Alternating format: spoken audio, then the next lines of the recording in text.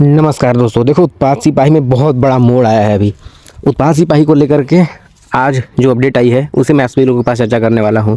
ये जो paper leak का मामला सामने आया था उसमें देखो मैं अभी आपको अच्छे से एक्सप्लेन करूंगा किस जिले से कितने सारे अभ्यर्थी थे और इसका पूरा मास्टरमाइंड कौन था, हर एक चीज़ के बारे में चर्चा करने वाले हैं।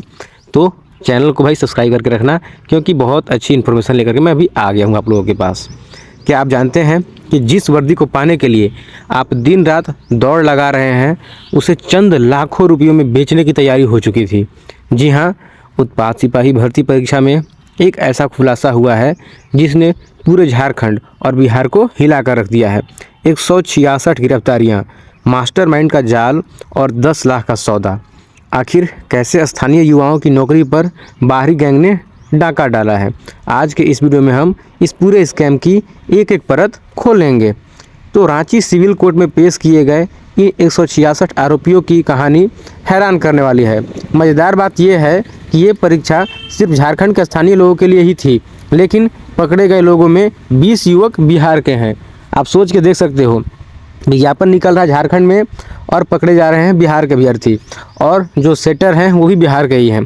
तो देखो सबसे ज़्यादा गिरफ्तारियां जो है वो कौन से ज़िले में हुई है, वो हुई है गिरिडीह में। गिरिडीह के यहाँ पे 36 और हजारीबाग के 32 से हुई है।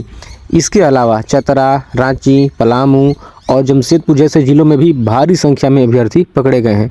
लेकिन सवाल ये है कि ये खेल हो कैसे रहा था। अब बात करते हैं जांच कैसे सामने आया। तो जांच में सामने आया कि इस पूरे खेल का मास्टरमाइंड अतुल वत्स और क्रिस्टोफर नाम के व्यक्ति थे। ये गिरोह बेहद शातिर तरीके से काम करता था। एजेंटों का जाल क्या रहता था वो देखो। पहले मासूम अभ्यर्थियों को सरकारी नौकरी का झांसा देकर फंसाया जाता। सौदा कैसे होता, प्रति अभ्यर्थी 10 से 15 लाख रुपए की डिमांड की जाती थी। उसके बाद क्या होता कि एडवांस में कुछ लाखों रुपए मांग लिए जाते। जैसे में कि यहाँ पे बोला गया है कि एडवांस में यहाँ पे 3 लाख रुपए जो है वो ले लिए गए, बाकी बोले गए कि 7 लाख चयन के बाद देने होते थे। कागजी बंधक जैसे में गैंग जो है वो अभ्यर्थियों के ओरिजिनल सर्टिफिकेट अपने पास रख लेता था ताकि कोई पैसा लेकर भाग ना सके। गैंग ने अभ्यर्थियों को रटवाने के लिए एक निर्माणाधीन नर्सिंग कॉलेज को अपना ठिकाना बनाया था। ठेकेदार भी भाई वहाँ का मिले हुआ था, ठेकेदार को उन्होंने मिला लिया था। उसने वहाँ पे परमिशन दे दिया, रहने का सारा व्यवस्था कर दिया और प्रश्न पत्र रटवाने की व्यवस्था की गई। पुलिस ने छापेमारी कर पटना से लेकर जमशेदपुर तक के आरोपियों को धर दबोचा है। दोस्तों, ये खबर उन लाखों मेहनती छात्रों के लिए एक चेतावनी भी है और संतावना भी कि पुलिस एक्टिव है। लेकिन याद रखिए, मेहनत का कोई शॉर्टकट नहीं होता।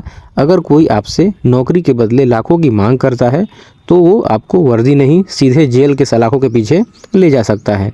क्या आपको लगता है कि इस तरह की सख्त कार्रवाई से पेपर लीक रुक पाएगा?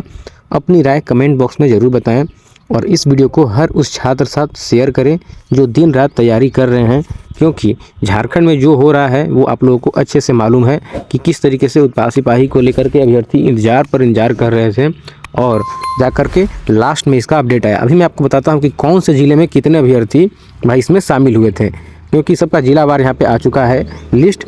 तो सबसे ज़्यादा गिरिडीह में 36 थे, हजारीबाग में 32 थे, चतरा के 8 अभ्यर्थी थे, रामगढ़ के 3 थे, रांची के 15 थे, गोड्डा के 1 थे और भाई जिस जिले से मैं बिलोंग करता हूँ यानी कि पलामू जिला, पलामू में भी 10 अभ्यर्थी थे, गढ़वा के 2 थे, देवघर के 4 अभ्यर्थी थे, लोहरदगा के 1 अभ्यर्थी, कोडरमा के 7, बोकारो के 4, जमशेदपुर के 1, सरायकेला के 1 और लातेहार के 1 अभ्यर्थी थे। बात करें बिहार के, क्योंकि बिहार के भी ज़िले से वहाँ भी जो अभ्यर्थी हैं उन लोग भी इसमें शामिल थे।